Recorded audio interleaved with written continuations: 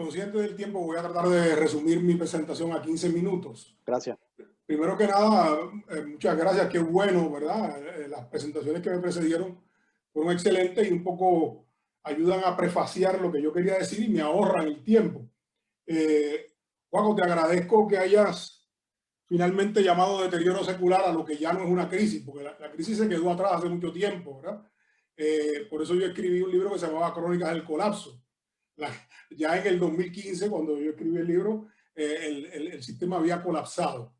Así que voy a compartir mi presentación. Vamos a ver si... Perfecto. Lo que yo he venido diciendo es que mirar a Puerto Rico en las primeras 2 décadas del siglo XX es como ver un edificio moderno ser implotado. A mí me pasó eso cuando vi la Villa Panamericana que se construyó en el 1979. Yo estaba aquí cuando se construyó para los Juegos Panamericanos y se destruyó 20 años después, ¿no? O sea, apenas 20 años después. Se implosionó porque ya no era funcional. Y eso es lo que le ha pasado a Puerto Rico en gran medida, ¿no? Ha ido colapsando, es un proceso de implosión, de implosionando, ¿verdad? Vamos a ver.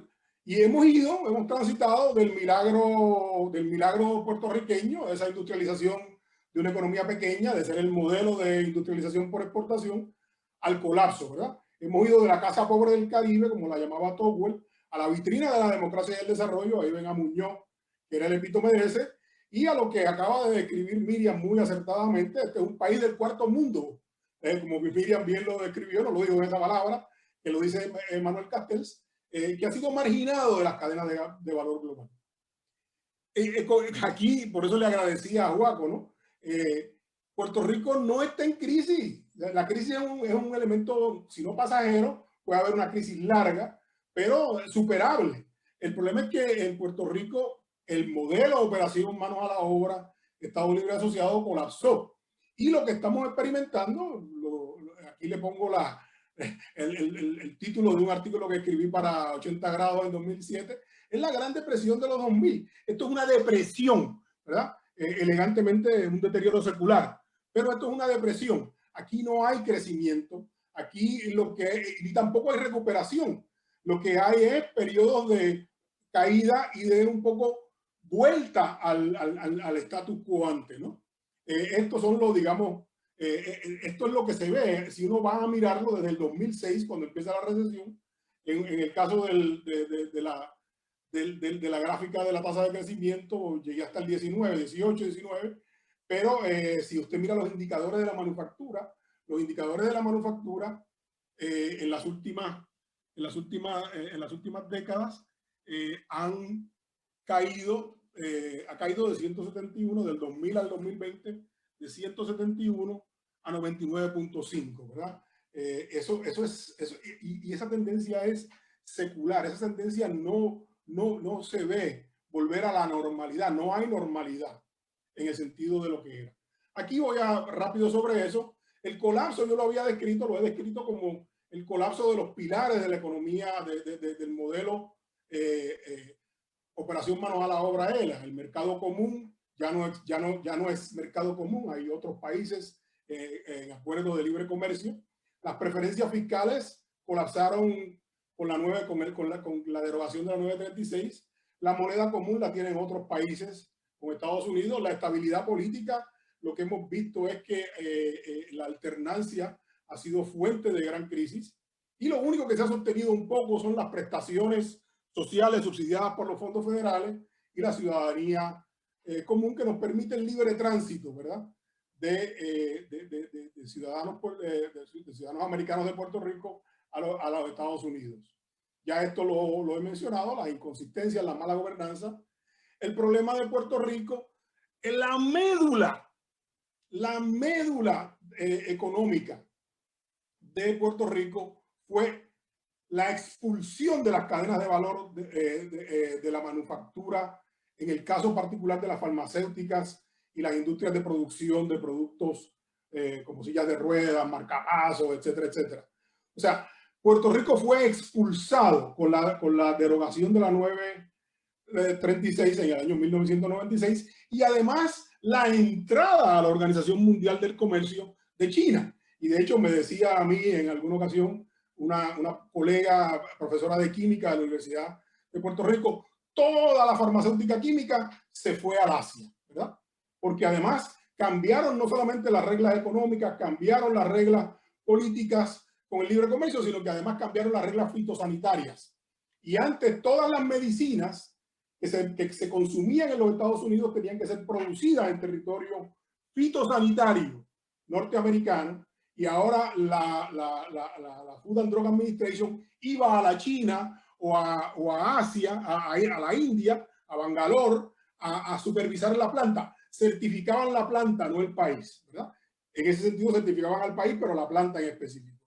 Y no se reposicionó la economía, el país, la economía de Puerto Rico. Esto fue lo que pasó. Mire, aquí está esto es lo que es una cadena de valor añadido. La tomé de Gary Gerefi, Global Value Chains. Y esta cadena de valor añadido, pues, investigación y desarrollo, las pruebas, las compras de componentes, el ensamblaje se hacía en Puerto Rico, distribución y venta se hacía en Puerto Rico, el mercadeo son las compañías en Estados Unidos, los servicios son las compañías transnacionales, y eso se trasladó de Puerto Rico al Asia. En el Asia opera bajo las corporaciones de la sección 957, y eso es lo que está en Puerto Rico ahora. Esa es la nueva manera de incorporarse en Puerto Rico. Por lo tanto, hay otra raíz de la crisis, que es la raíz fiscal, ¿verdad? El déficit del endeudamiento, los préstamos para pagar préstamos, COFINA, que en realidad lo que hizo fue imponer un nuevo impuesto para endeudarse más profundamente, y endeudarse además con deuda extraconstitucional, las corporaciones públicas, el financiamiento de megaproyectos y obras públicas faraónicas, como el gasoducto, el superacueducto, que además implicaban una gran corrupción, y la especulación en bienes raíces, el corredor del este, que se compró al triple del precio, el jardín de Doña Inés, que se compró al triple del precio, ¿verdad? Los especuladores. Y además se usa la renta, eso que decía Villamil hace un rato, las aspiraciones de los políticos. Los políticos tratan los recaudos del erario público como rentas, como si fuera su presupuesto personal, y contratan a consultores, a bufetes, a compañías asesoras de todo tipo, compañías publicitarias. De hecho, la transición más ordenada en Puerto Rico es la transición que hace el publicista del gobernador saliente al publicista del gobernador entrante. Ahí se sabe que ese publicista o esa publicista va a tomar las cuentas del gobierno. Hay un elemento de que esta es una clase rentista, como decía, ¿verdad? Citando a Acemoglu y Robinson, que es una de las Biblias que tengo cercanas a mano. Esta gente es una élite rentista, una caquistocracia rentista, el gobierno de los peores, para quienes las rentas públicas son ingresos, son rentas, el erario público, los recaudos impositivos, ¿no? En ese sentido, lo otro que pasó, que fue, digamos, particularmente negativo, fue la quiebra. La quiebra develó, no es que provocó, develó que el Estado Libre Asociado era un Estado fallido, era un Estado que no tenía control sobre el territorio, la policía no se atrevía a entrar a ciertos sitios, la legitimidad de las instituciones, que acaba de terminar con el colapso de la legitimidad de la Comisión Estatal de Elecciones, que siempre era el gran orgullo y somos la gran democracia del Caribe. No hay una sola institución en Puerto Rico que tenga credibilidad, que tenga legitimidad. Si usted mira las decisiones del Tribunal Supremo, por ejemplo, en todas las decisiones que fueron controversiales, hubo algunas unánimes, pero en todas las decisiones controversiales el voto fue 5-4 por división partidista, ¿no? La ley promesa, que es una ley que nos ha hecho perder el control sobre las finanzas, no que tuviéramos un gran control, un control corrupto. En ese sentido, es el legado de promesa será un legado que simplemente puntualiza el hecho de que el Estado Libre Asociado es un Estado fallido. No se han reformado, vamos a seguir teniendo 78 municipios, ¿verdad?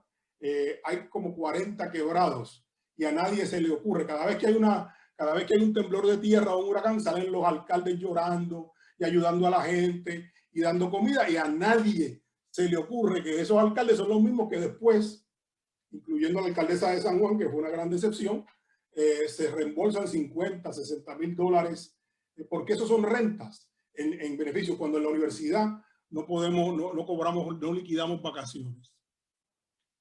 El futuro, ¿cuál futuro? ¿De qué futuro estamos hablando? Puerto Rico es una de las 10 peores economías del mundo desde hace una década, y más aún, se viene comportando como una economía de guerra, contracción económica, reducción de población y desinversión. Esas son las 3 grandes características de la economía de Puerto Rico, por lo menos en la última década, si no desde antes. Y en ese sentido, ese deterioro secular, esa contracción económica sostenida, que no es una crisis, esa reducción de la población, que no es quizás tan crítica, pero mire, llega al 22%, estamos hablando de una quinta parte de la población, y no se ha ido más gente durante la pandemia, porque mire, muy sencillo, la cosa está peor en Estados Unidos que en Puerto Rico. O sea, en Puerto Rico los servicios, los hospitales no se han saturado, y hay un problema de desinversión también sostenido, ¿verdad? Esta es lo que yo le llamo el mapa de la Gran Depresión de los 2000. No se ha recuperado nunca. Mírenlo ahí. Comienza la recesión en el 2006, acelera la recesión, comienza a perder momento en la recesión, el fin de la recesión. Yo no sé cuándo es además que no es una recesión, una gran depresión. Entonces una nueva recesión. No son 2 recesiones, no es una recesión en W. No, es una recesión que es, de nuevo, repito, deterioro secular. Gracias, Juaco. Y en ese sentido hemos seguido descendiendo y seguiremos descendiendo. Esta es, si lo miramos, ya con la pandemia, esa recuperación después de María, mire de dónde hemos vuelto. O sea que seguimos cayendo y seguiremos cayendo. Y si volvemos, volveremos al mismo nivel. Esta es la inmigración masiva después de María. Y aquí está el dato de que Puerto Rico ha perdido 22% de la población, 22%, una quinta parte de la población en las últimas 2 décadas. El shock del cierre. ¿Y qué pasó con la pandemia? A corto plazo se desbordó la cosa, ¿no? Hubo en los primeros 2 meses del cierre, hubo una pérdida de 5% del Producto Nacional Bruto y hubo grandes aumentos en el desempleo. Así que la pandemia lo que hizo fue simplemente darnos un puntapié mientras estábamos en el piso. ¿Cuál es el futuro? Ese futuro, esa reconstrucción. Bueno, decía Sandy Ford Erskine, el primer ministro de Barbados. Yo estuve en un discurso que dio en la embajada norteamericana en los años 80, y él comenzó el discurso, que era un cónclave del Congreso, unas vistas públicas que se hicieron sobre la iniciativa de la Cuenca del Caribe.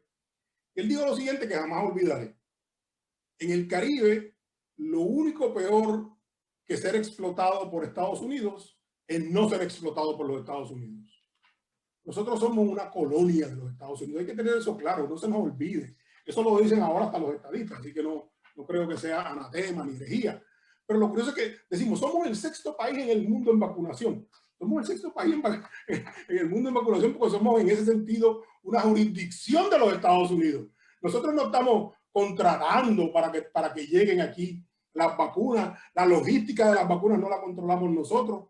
De hecho, si nosotros fuéramos a controlar la logística como se controlaron las pruebas, ¿qué es lo que estaría pasando? Que se estarían robando las vacunas, ¿no? Allí llegó Yulín con un combo de ella al Pedrín Zorrilla a vacunarlo, ¿no? Así que si eso es Yulín, imagínense todos los demás, ¿no? En ese sentido, ¿cuál es el futuro? Aquí la apuesta es a los fondos federales. Mire esa portada del 2018. Desde el 2018 están apostando a los fondos federales. Aquí lo que se espera es una lluvia de fondos federales. Esto es como la iglesia pentecostal, lluvia de gracia, ¿no? Manda fuego, Señor, pues manda chavo Biden, ¿no? Esto es una cosa impresionante. Lo que usted oye es el discurso de los fondos federales. Y todo ese discurso de la igualdad. Yo escribí un artículo que se llama La estadidad insospechada. Todo ese discurso del trato igual en los programas federales es un discurso anexionista. Es es un discurso que desemboca, como dijo Biden, ¿en qué? En la estadidad. La estadidad es la manera de conseguir la igualdad. Y claro, Biden tiene otras agendas, pero eso es lo que no calcula la gente. El otro elemento que viene desde el 2012 es el capital aventurero. Aquí llegaron los de las criptomonedas. Esta foto la tomé de un reportaje, no me acuerdo si fue en el New York Times o en qué periódico norteamericano. Puerto Rico se ha convertido en un centro financiero internacional. La ley 20 y la ley 22 es la más que se oye, pero no hablamos de la ley 173, que en el 2012 se aprueba también y que crea un nuevo tipo de centro financiero internacional. Y estos especuladores están llegando a Puerto Rico. ¿Por qué? Porque después de los Panama Papers, cuando se firma el acuerdo entre los paraísos fiscales, los offshore centers y los gobiernos diciendo nosotros, si hay una investigación fiscal, estaremos colaborando, Trump no la firmó. Y al Trump no firmarla, Puerto Rico y las posesiones de los Estados Unidos son centros financieros internacionales que se mantienen en secreto, que no tienen que colaborar. Y por lo tanto, la Comunidad Europea, el FATF, el comité que brega con paraísos fiscales, declaró a Puerto Rico, lo puso en la lista negra en febrero de 2019. Puerto Rico es el nuevo Panamá. Aquí lavó dinero hasta PDVSA. No sé si ustedes recuerdan recientemente un caso donde PDVSA estaba lavando, o sea, la PDVSA de Maduro estaba lavando dinero en el Puerto Rico de Trump. Eso es Puerto Rico en este momento, esa es la apuesta, ¿verdad? Esa es la apuesta, las criptomonedas, el Centro Financiero Internacional, los ciudadanos ley 2022. El otro es, por supuesto, el turismo, ¿no? Y aquí pongo yo, pues, irónicamente, lo que está pasando con el turismo. Pero el turismo, la contracción turística en el mundo ha sido de 70 a 75%. La recuperación no se espera que sea una recuperación rápida ni una recuperación dramática. En el caso de Puerto Rico, pues será lo mismo. Y por otra parte, la reactivación, ¿verdad? El traer de nuevo desde China a Puerto Rico las farmacéuticas es la otra gran apuesta. La pregunta es si eso se va a sostener, porque como dijo Joaco, no tenía el dato, así que te lo agradezco, de que la exploración fue a Colombia y a República Dominicana, y como irá también a México. Así que en ese sentido, lo que no ha pasado, lo que tenemos que tener claro, es que primero que nada los puertorriqueños seguimos, a pesar de todo, mirándonos el ombligo. Puerto Rico no se analiza casi nunca en la perspectiva global. Hay una nueva economía global. Hay una nueva manera de hacer las cosas. Seguimos pensando en 11 recintos. Necesitamos 11 recintos en esta época donde podemos dar cursos híbridos. Necesita un profesor, puede un profesor de Humacao o de Arecibo dar una clase en Río Piedras. Tiene el estudiante que transportarse de Río Piedras, de Arecibo a Río Piedras para tomar clases graduadas. Se pueden hacer de otra manera. La población ha cambiado. Hay nuevas actividades económicas que están emergiendo. Y en ese sentido lo que no queremos, lo que no hemos querido, es repensar la economía de Puerto Rico. Lo que queremos es más fondos federales, lo que queremos es que vuelvan las 936 de alguna manera, aunque sea a medio pocillo. Lo que queremos es más de lo mismo. Al puertorriqueño no le gusta el cambio. Y las elecciones pasadas lo demostraron, porque si bien es cierto que colapsó o que se derrumbó la partidocracia, no es menos cierto que en este momento yo no estoy escuchando a nadie hablar de reformar el código electoral de tal manera que haya una segunda ronda o de que haya otro tipo de gobernanza de gobierno compartido. Estamos, claro está, en los albores del cambio. La realidad se nos está imponiendo. Nos están dando golpes muy duros que espero yo que nos hagan movernos en una dirección nueva. Pero en realidad, eso que decía Joaco, las aspiraciones de los políticos, la caquistocracia puertorriqueña y todo el séquito de tecnócratas de segunda categoría que usan los puestos para repartirse rentas, para repartir puestos, para contratar familiares y amigos, para todo eso, mientras eso continúe siendo de esa manera, no vamos a recuperar. Como decían Robinson y Acemoglu, why nations fail, porque las élites políticas no tienen un proyecto de futuro. En este momento no hay un proyecto de futuro. En este momento nadie, no sé si, me imagino que Juaco se acordará de los talleres del Nuevo Puerto Rico, ¿verdad? Donde había un intento de parte del Partido Popular en aquel entonces de crear un nuevo Puerto Rico con un nuevo modelo económico, que al final lo que produjo fue la 936, porque cuando se llevó el proyecto al Congreso, lo único que salió de allí fue la 936, que en realidad era más de lo mismo, pero mejorado. Ahora estamos en más de lo mismo, pero con la añoranza del pasado, estamos mirando el futuro por el espejo retrovisor. Y así no vamos a adelantar. Muchas gracias.